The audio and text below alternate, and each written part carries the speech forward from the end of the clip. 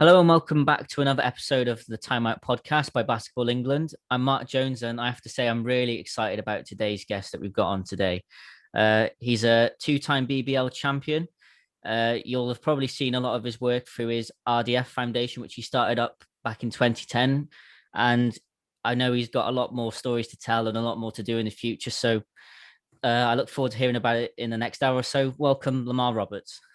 Thank you very much, Mark. Thanks for welcoming me to the podcast today. No, it's a pleasure, Lamar. And I know already from when you've joined about just before this podcast took place, you're a busy guy, aren't you? You've had a lot going on today already. Yeah, today's deadline day, man. So, I had a late night last night and it's up early again. It's just so much to do, but I'm thankful that there's stuff to do. Yeah. Before we go into a basketball side of things on how lockdown's been, how has lockdown been for you personally at home with the family? Yeah, no, do you know what? It's, you've got your ups and downs. And we look at this time that we're in and, especially, nearly like 11 months now since we was all told we have to stay indoors and stay safe.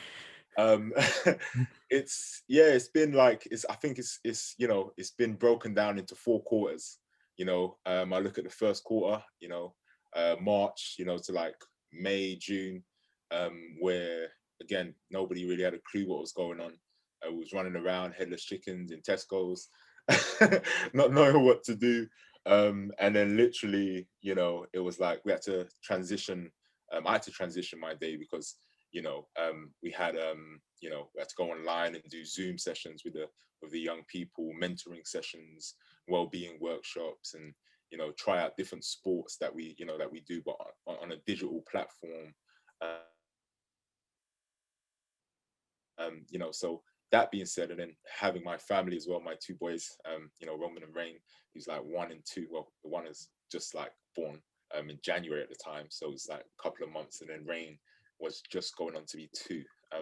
Of course, my wife was here as well, so just keeping up the family life and just trying to balance everything. But because we was like, oh, what do we do? It was kind of like, wow, we need to look like and really like research and but nobody had been through this pandemic, No. so yeah so yeah, man. And then of course going into July we got outdoors and we started working with the kids in the parks, until there was an actual incident in the park where some of the young people was approached by like external kids trying to attack them and stuff like that. So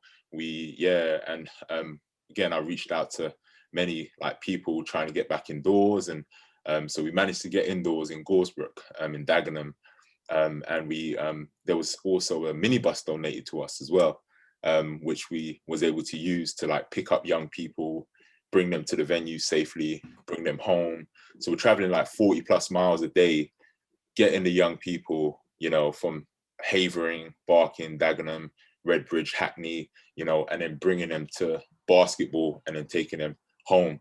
So and even Waltham Forest as well. So we've done a lot of traveling, and that was like our kind of like third quarter per se. We got indoors in October, and then again lockdown November, December. 1 month indoors, and then back on the national lockdown 3.0. Yeah. And it was just like, man, back to Zoom, but what can we do?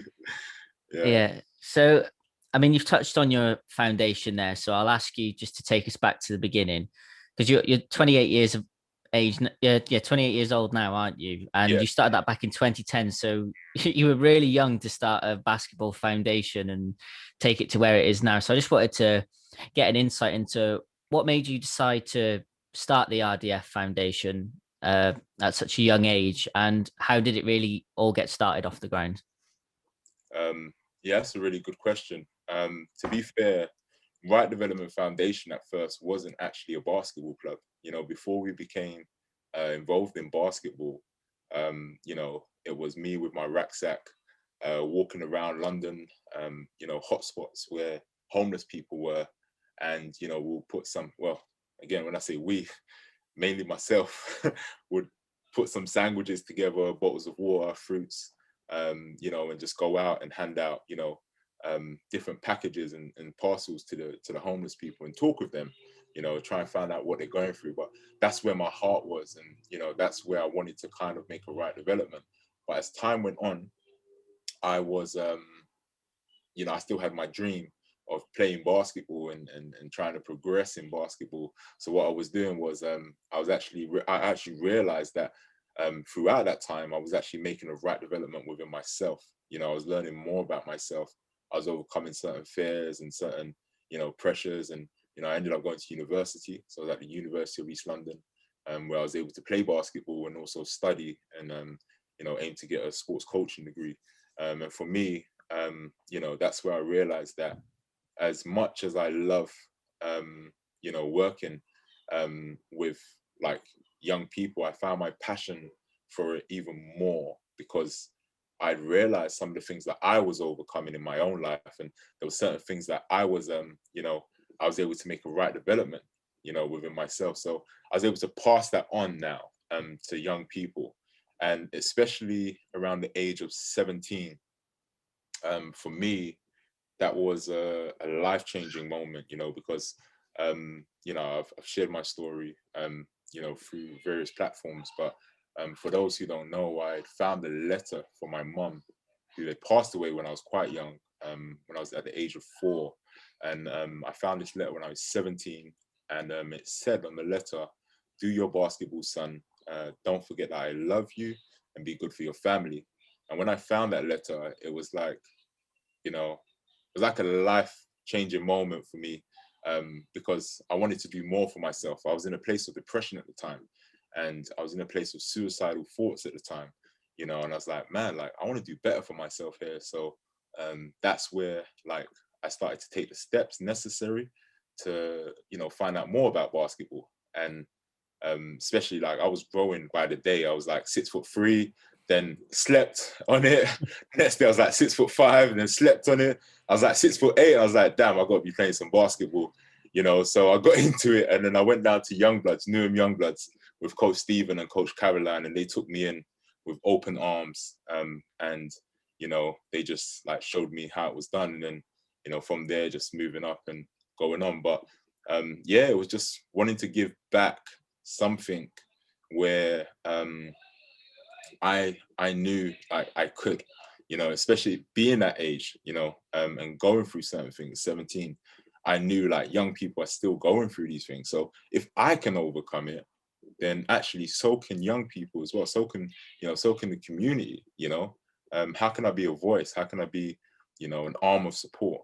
And that's what I want to do through the Right Development Foundation. I want to use sports and mentoring to restore brokenness within communities, and hopefully starting in the UK and where we are now in London, and working our way out to other places across the world. Yeah.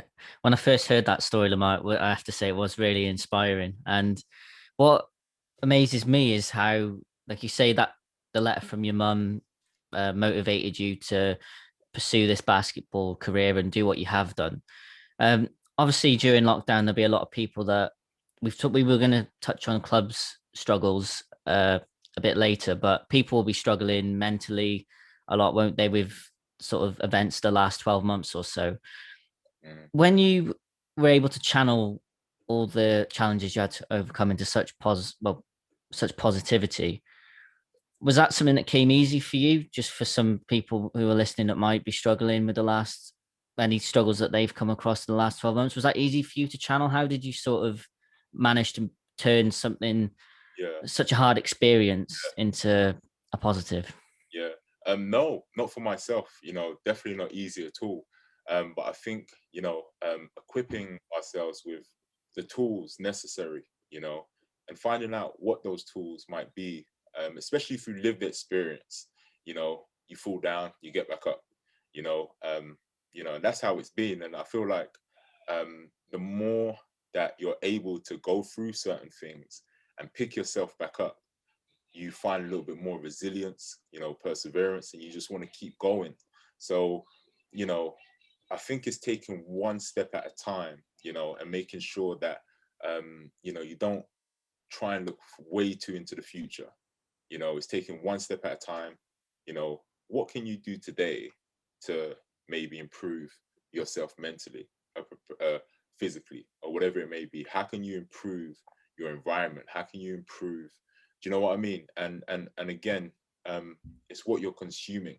So if you're consuming things that ain't, you know, good for you, you know, if you're consuming, you know, a lot of negativity and it's affecting your mindset, it's affecting the way you think, affecting the things that you do, you need to take a step away from those things, and then you need to really assess and see what is within your environment, what is around you right now, and then make those changes necessary to get to those steps, you know. And I think it's very important, you know, that we realize, especially in this time. And that's why I reached out, Mark, because, you know, I know for us it's been hard, you know, but because we've had to like find resilience in those moments, you know, and then again, we've been rejected, you know, in terms of like even the support, you know, available at hand. We've been rejected. And again, you know, I've got me and my team, we're doing countless hours, you know, voluntary hours, you know, to make sure that, you know, young people and communities have access, you know, to the mental and physical support that is needed in this time. So if we can do it, you know, and it's not to say that it's easy for us, but it's to say that we're not going to try and do it by ourselves. We're going to accept, and we're going to be like, okay, and I'm going to be okay, and accept that we're in a pandemic. Life is hard. It's not easy at times. You're going to feel bad some days. You're going to feel down some days. Accept that. But what about if you can also adapt and turn some of those negatives into positives, you know? Yeah, absolutely. And you touched on it before on how you've set up these Zoom calls for the kids involved with your foundation to get involved with. How have you seen the appreciation from them on still having that element of basketball in their lives, and what other things have you been doing to keep them well involved with things in basketball during this time?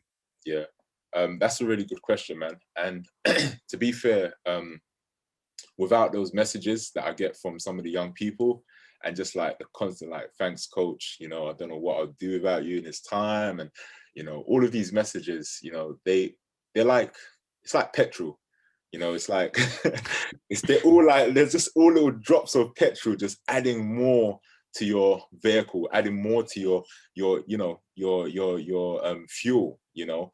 And generally it's like, wow, like, you know, I need that, and it's really good to know, okay, that we are, you know, being impactful in some sort of way, but at the same time we've had to try and think outside of the box. And you know, I've reached out to, you know, a couple of friends of mine, you know, uh, you know, Justin Robinson. He did some, you know, he did an amazing talk, you know, with the kids during this lockdown in 2021 in January.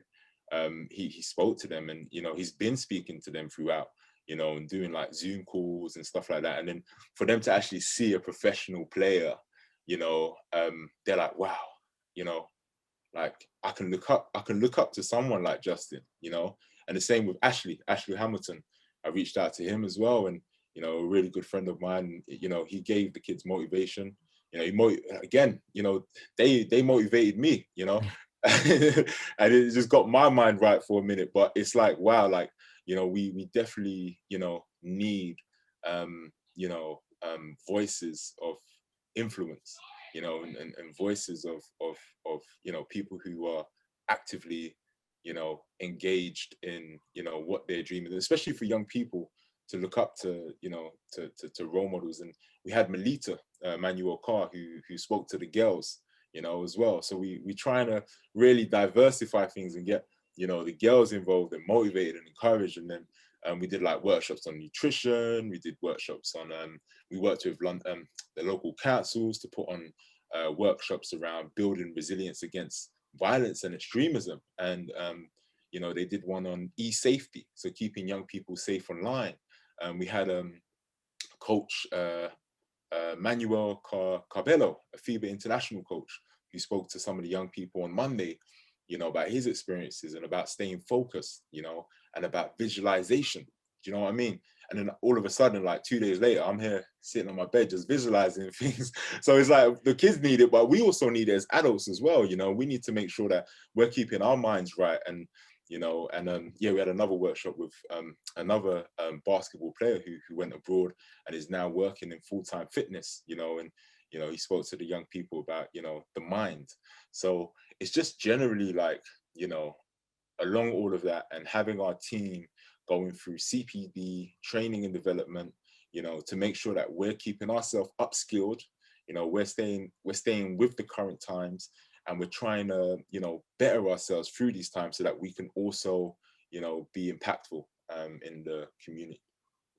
You said you go to bed visualizing some of the stuff, some of the messages that are being relayed to the kids there. I was going to say next, this must be important to you as well, in a sense that you wouldn't have had these sorts of opportunities growing up, because you've started this at the age of 17. I suppose it was to fill that gap where you'd seen things that you could have benefited from earlier in your life. Yeah. Yeah. Yeah, no. Yeah, like we didn't have these opportunities. We didn't. And it's and that's why I think it's so important and relevant to give young people the opportunities that we didn't have. Even just direct access, and us being available to speak to them and talk to them, it's certain tools that they will now have, for the rest of their lives. I remember being in school. I wasn't the best behaved, but I had a learning mentor. I went to counseling at school, and these, moments, and sometimes when, we had role models coming into the school to talk about their journeys. I even remember to today a boxer named Tony Sisse, I think his name is. But he left me a card, and he wrote on that card, and you just remember certain things, and they might change the direction, for you at certain times. Yeah, is that what you're aiming to do with this foundation? Change the direction for some of these kids, like you say, there's violence surrounding their lives, and there'll be negative obstacles that they'll have to overcome. But you're using basketball as a tool to change that for them. Yes. It's so important, Mark. It's so relevant, and it's amazing that a basketball can do that. Yeah, it is, isn't it? And it's obviously done a lot for you as well, and you've done so much already in 11 years strong now. So if you say you don't want to look too far into the future, but in the present day, what stage is it at now? You started it from the bottom, like you say, you were mostly going around by yourself. It must be quite pleasing to see where it is now. So how big is the RDF Foundation? Yeah, that's another good question. I mean, we're at a stage now where, well, especially over the last 2 years, because that's kind of like the time frame where I wasn't playing with the Lions anymore. So I really like put my focus into RDF, and I mean we've come a very long way. Even within our workforce, and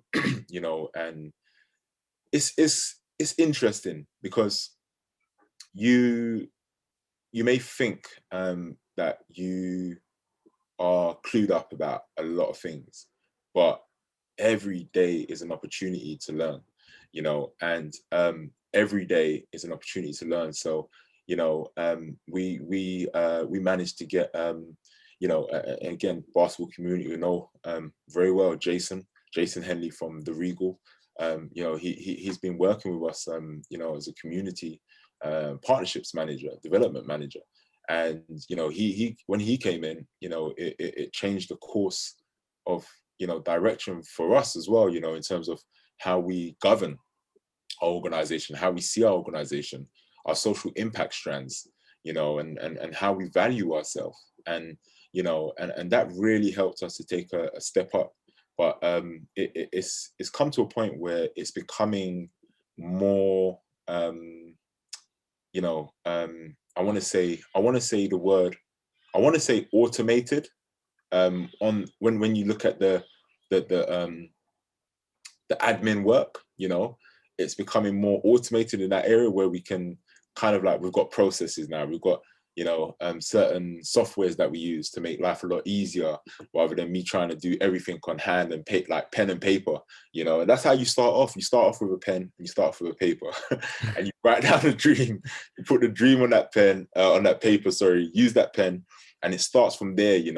And then you work your way up. So and that being said, it's like it's nice, because it means that it doesn't mean that I can stop doing what I'm doing. Like, I have to be heavily involved in it still, but at the same time, the team is expanding, the workforce is expanding.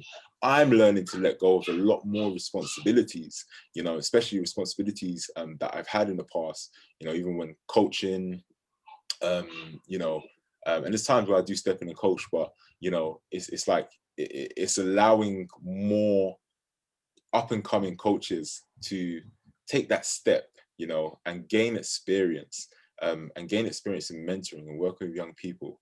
So we got a team of coaches, mentors, admin staff, a physiotherapist, a media team, and now within all these different departments, we can easily plan and really go the extra mile on utilizing what we have and utilizing our resource. But it takes time. You can't just have a workforce, or you can't build a workforce overnight, because not everybody is going to believe in your vision, not everybody's going to understand your vision, and not everybody's going to see your vision and support your vision. So it's going to be for the right people at the right time, but you have to make sure that you build those relationships. Yeah. I mean, 11 years in the making, this is, so I suppose there has definitely been some struggles along the way where, as you say, you've had to get people to buy into that vision.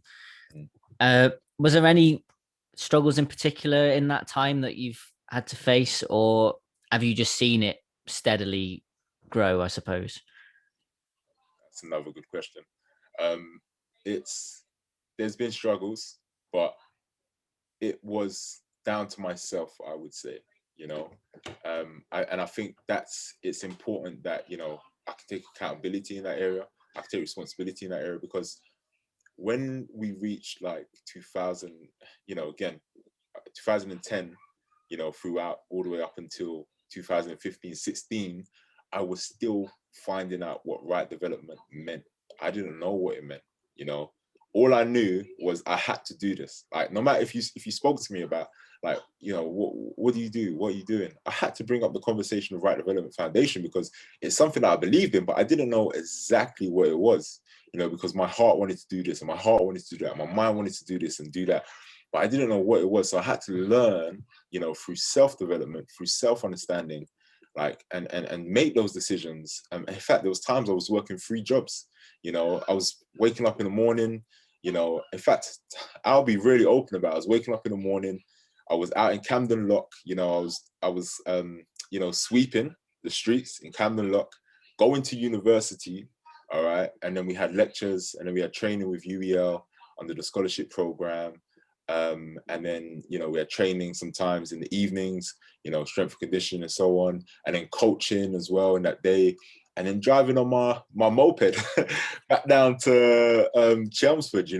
But again, this is on me, because I've got a family as well, and I've been married since 2013. So it was me and my wife at the time. But then so I have to uphold my family as well. So I'm doing all these things, but I couldn't focus on too much on the Right Development Foundation as much as I would have loved to at the time. I had to make those right developments within myself first, and then it got to 2015-16 where we got an opportunity embarking in Dagenham to deliver locally and volunteer to a couple of young people within Dagenham Park Leisure Centre, and from there. I was contacted by, Coach Stefan, and Coach Stefan at the time, he came in really raw, but he kind of picked up himself like over the years, and he learned so much about, because he came from France actually, so he was learning more about the British culture and how basketball is over here, even the language barriers, and seeing him grow to where he is even now. like Coach Stefan's definitely one of the. I'll look at Coach Stefan, I'll see like, wow, he's I'm proud of him because of seeing where he's come from and then where he is now. So when you see the developments happening in other people's lives, you're like, wait a minute, this vision isn't just for yourself. You need to make sure that this vision can reach into the heart of others, and naturally, I think we've been able to make those relations with people who want to be a part of the vision, and that's kind of helped the workforce to grow organically. But at the same time, and again, that's why it's so important for that right development within yourself before you can go on and try and make a right development within other people's lives. And you say, and you're now to the stage where you are doing it with other people's lives, and you could be forgiven for taking a bit of a break, Lamar, like with the 3 jobs and everything that you are doing with the Zoom calls and all the activities for the kids. But there are more activities you're doing, isn't there, with the community work, and you're going into different communities around London, aren't you, with care packages, you were saying to me Yeah. earlier on. And then there's also the work you do with the Anthony Nolan charity. Would you be able to just obviously there's even more you're doing, but is there anything you can add to with what you're doing with them? What sort of things are you getting up to with them? So with the care package right now, and I guess actually that's probably one of the only, and again, it's like one of the only reasons at the moment we've been able to really survive this wave, throughout the pandemic, because we've had to reshift our focus, and more so. I mean, right now the kids, what's the day today? Friday. They'll be getting ready for, well, they'll be at school training in the evening, and then tomorrow they'll be preparing for National League competition. But of course, like, everything being locked down and shut down at the moment, we've had to shift our focus into some of the other parts of our vision, such as reaching out, to families during this time, because again, even more than ever, it's like support is going to be needed. And actually, and whilst we're here, I want to just say that we are going to be delivering care packages this month and next month through the support of Unlimited and the National Lottery. And if there's anybody who's generally in need of support, please visit our website and fill out an application form, and we'll deliver a care package directly to your door. Okay, so so we're doing that this month and next month, and with some support from the Mayor of London as well, we'll be doing more stuff around that in the upcoming months up until August, and we've got a few other things on the line as well, but it's just like step by step, and do you know what I mean? Making sure that we can deliver all those outcomes, but I'm confident we can. And and then with Anthony Nolan, this was after a London Lions game that we had in the Copperbots. One of my teammates at the time, Paul, introduced me to Anthony Nolan charity, and they they work with people who need donors, for blood cancer. And as I lost my mum to cancer, it was a great way to collaborate on sharing my story through a visual, which would then encourage more young men and young people my age. I can't remember how was at the time, how old I was at the time, but I was definitely like in the 20s, early 20s. So young people to sign up to their register, just in case they can become a donor at some point, stem cell donor at some point. And it was amazing. We reached millions of people through that visual. It was shown across like loads of places. I remember I was walking through Central London one time, and some guy stopped me. It's like, "You're the man on the video." I was like, "Yeah, man." And we just had a conversation, but it's nice. Like, it's nice to be able to like share your story.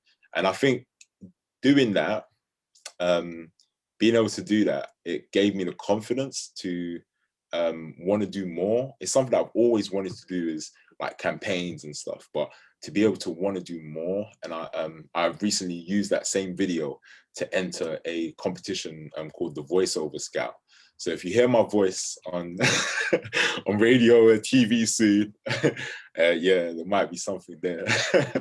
Just about the only place that you're not yet, so you may as well go for it. You're everywhere else at the moment. Yeah, true. Yeah. So yeah, thanks for sharing that as well. We'll be sure to share a link to your website, and for any listeners who do need any support or know anyone who does need some support, then of course go to Lamar's RDF Foundation website, and yeah, and you can get help on In London. there. In London, yeah, in London. Yeah, you're not ready to take on the whole of the UK yet. Soon, hopefully. Yeah, another 10 years. 5. Yeah. So you've mentioned the great work you've done with the foundation, and you've touched a little bit in the last half an hour or so on your playing career, and you've had London Lions players, sorry, come and speak to the kids and do calls with them. So from your own playing career, if someone looked at your record now, they'd see that you had back-to-back BBL championships in from the 17-18, 18-19 season. So I suppose the question is, at 28, when you've won that much and had a successful 2 years, what was it that made you take a pause on the playing side of things? Really good question, actually. And again, it comes down to, balance, within yourself and balance within your own personal life. And you've got to be happy where you are. You've got to be happy to, again, look your partner in the face and your family in the face and be like, look, I've got you and we're all right. And sadly, I couldn't do that at the time, because I was everywhere. I wasn't fulfilling what I wanted to do through Right Development Foundation. And that was a hard thing, as much as I loved it. And again, probably the best year we've had was I think that the year where we won the cup and we won the championship. um I'd have gained some brothers for life there, because that team was phenomenal. Like, everybody looked out for each other. And it was just a great environment to be around. And that's the DNA of championship, because you've got people who care for each other. So that was one of the the good years that we had within basketball. But to be fair, playing wise, you know it's kind of like, and again, something about me is that, I really try and keep myself, especially my mind, you know together, because your mind is very powerful. Like, and you can put it into places where you can put yourself, visualize yourself doing certain things. So, I'd definitely love to get back into playing. Of course, just got to keep it up with like training and stuff like that, and just keep a consistent, method and approach to it. But genuinely, it's I guess, you got to enjoy every single moment of life. You got to enjoy every single moment of life, and through every moment, every time, I stepped on the court, anytime I stepped into practice, I enjoyed it. And same thing, with what I'm doing right now. Every day when I wake up and I'm doing what I'm doing, like, I enjoy it, because it's something that is close to me. It's something that is a part of me. And basketball is, yeah, I'm probably going to be playing basketball till I can't walk anymore. So yeah. Yeah, it's always special, isn't it, to win a win anything in a sport you love. So to do it back to back, what experiences or teammates or coaches from that time made that so special for you? Good question. And to be honest,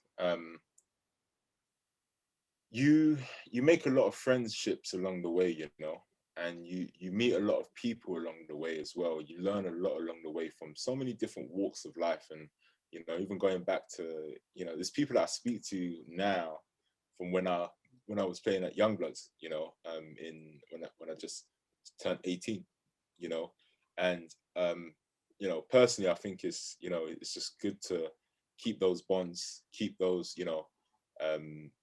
those relations along the way. And again, even like, Justin is a good friend of mine, and like, I know he does a lot of stuff to mentoring young people as well.